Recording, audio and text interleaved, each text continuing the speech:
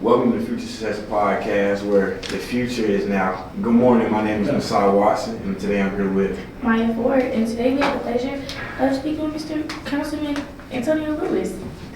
my dog. Now, how's your day been? Amazing day. We were able to invest in the community in a different way today. And so we were able to invest in mental health in a way that we haven't seen in Fulton County ever today. And so I'm extremely proud of being able to throw a $20 million investment on Cleveland Avenue. No, to my super proud.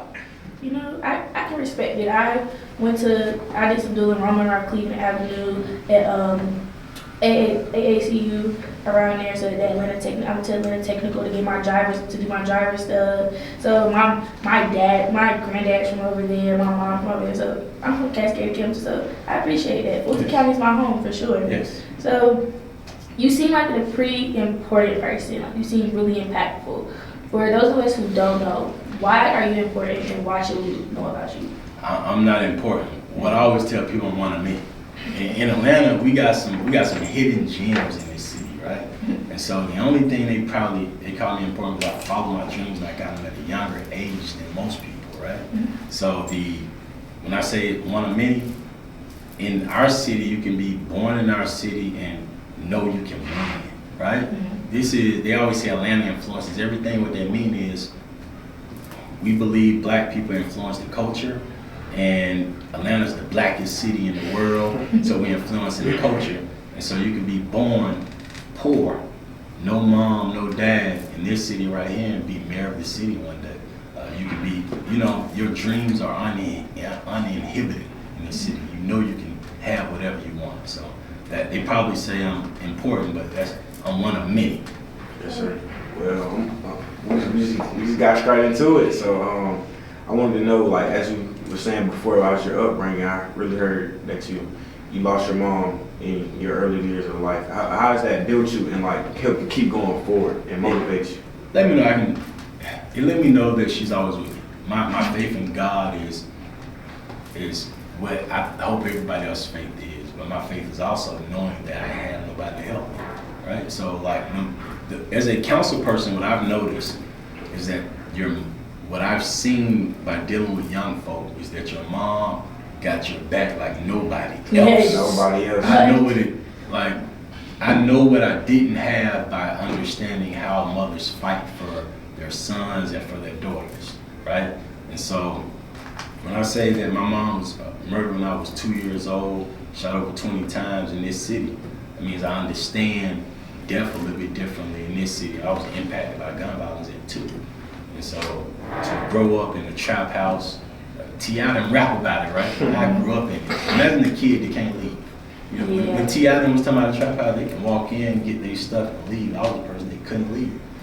But the entire time I knew that God wouldn't put me in that situation, leave me there. And so I always knew He had my back. So that's me. I always knew He had me full out. I love that. We can't miss it. We all black, I hope. We're all black. Let's talk. I just want to get into like politics just a little bit. It's not gonna be the full interview, but I do have a couple questions. I've noticed as a kid, just growing up and like looking, every presidential race, every time something comes up with the president, I remember Obama coming to Atlanta, Trump, Biden, Bernie coming, even Kamala, she recently came. Why do you think it's so important? Because like, I know they go other places, but for me, I know consistently they will be in Atlanta. Why do you think that's so important for them to come to Atlanta? I'm super happy to hear you say that. So I grew up in Georgia. Georgia was a blue state when I grew up here. Our governors, my entire life, were Democrats, right? Yes. But they were Dixiecrats. So it's a little bit different, right? The Democratic Party is the party of the KKK. Do y'all know that? The Democratic Party, the KKK is the racist arm of the Democratic Party. So I'm always uncomfortable in this party. So as a person who's able to work in this field, Georgia was not a battleground state until recently. I've always known Georgia to be a battleground state. And so when you say we always see the presidential candidates, it's new. It's new. they used to give up on us. So my field, what I did before I became a city council person is I worked behind the scene in politics. Okay. I worked in every battleground state in the country. So to hear you say that, I'm like shivering a little bit because I begged for it. I used to be in Texas yelling, Democrats would never win Texas because the demographics of that state just wouldn't allow it. But what I've noticed is that any state in the South with a 39% black person, and with 39% demographics black, you can win, Democrats can win that state. Georgia's just the first state we're fighting in. We're fighting in because we won. So this is new. So typically, no presidential candidate would ever came here. That means your vote is literally up for, they're trying to convince you to vote for them. So it's a big deal. Yeah, it's a little weird because like literally every 4 years, like I'm 18 now, but when I was 12, I was like, it's so far away. Man, that's middle school. That's like before COVID. And then when I first got into middle school, when I first like really started paying attention was Obama. So and like my mom sat down, had that conversation with me, like, hey, like my mom works with KIPP Atlanta. She's CEO for KIPP. So going with the KIPP school in Atlanta, that blackness, that richness, it was really like the president black. Like you gotta pay attention, like wake up. I was a college student at the time President Barack Obama was president. I remember when at the time I was at an event called NASAP. It's when they sent all of the HBCU student leadership. I was the SGA president of my college. I went to Lincoln University of Missouri. I was one of the first people who wasn't from the Midwest to be president, SGA president of the school. So I was quite proud of it. But we went to Maryland on a trip with every other HBCU president, every other king and queen from every HBCU in the country, right? And at this NASAP training, I met my wife there. I'm telling you, she was the president of Albany State University at the time. She's an attorney now, so she's way smarter than me. I'm a law school dropout. But at that time, Reverend Al Sharpton was our speaker. And this was 2010. President Barack Obama was going to his last year of his first term. And so Reverend Al Sharpton said, all movements are young people movements. I remember him saying that, right? I'm like, he said, what are y'all gonna do to this black president and make him do something for y'all? He said, y'all job. And so to hear you speak about so to understand you're 18 right now. Yes. So 4 years ago, 14, so that was 2020. That was 2016 elections, apologies. And that was 2020 elections. That was Joe Biden. So you got to see, I'm just going through your, man, I'm about to age myself. So Joe Biden means that when Joe Biden ran president, they spent money in Georgia, so you had him. And then in 2016, Hillary spent a little money.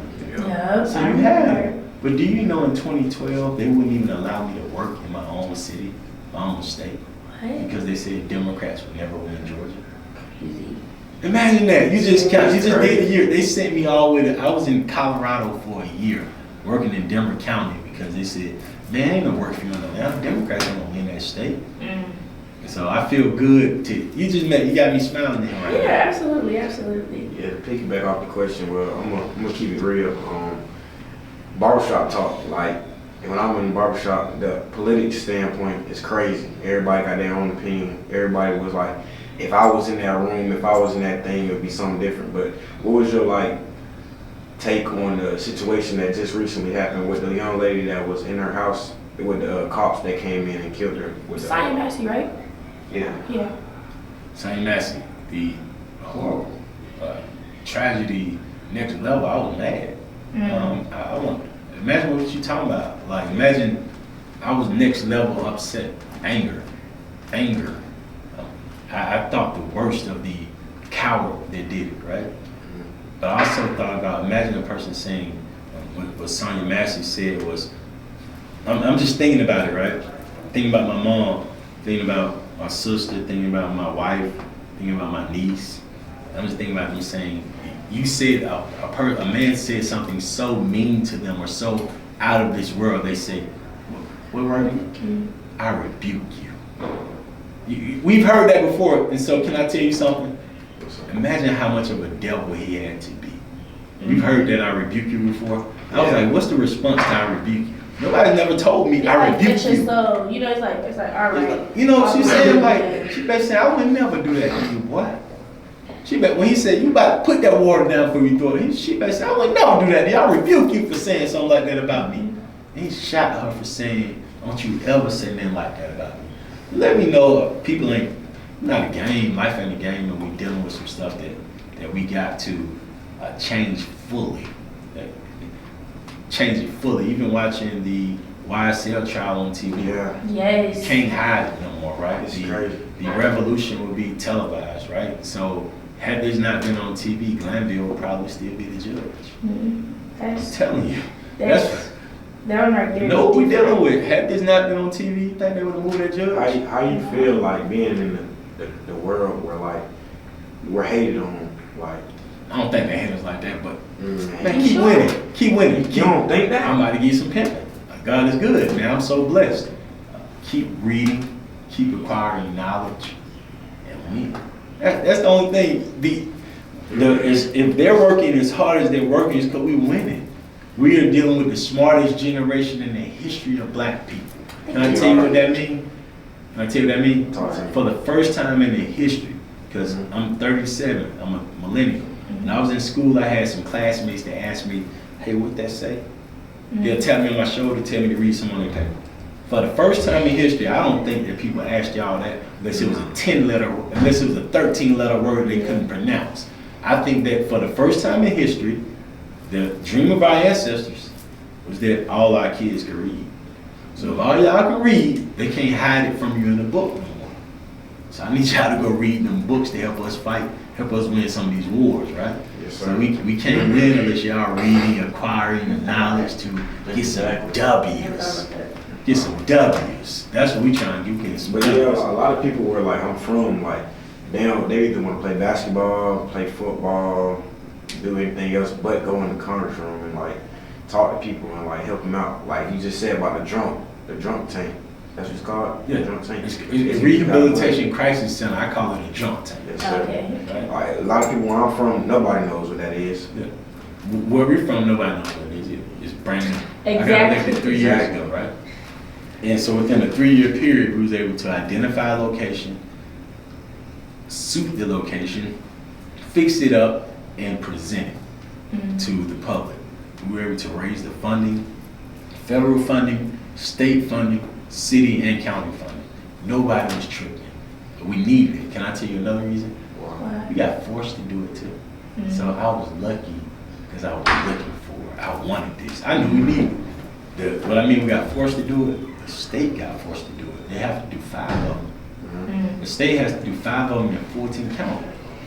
Oh, that's big. All right, and I went and begged for it. So we have in some counties you can ride around and you can walk around and you can have some mental health issues, and instead of them taking you to jail, they're gonna take you to a rehabilitation center. That means that you go there for 24 hours to sober up, or you can stay for 10 days, not in jail, to make sure that you're okay.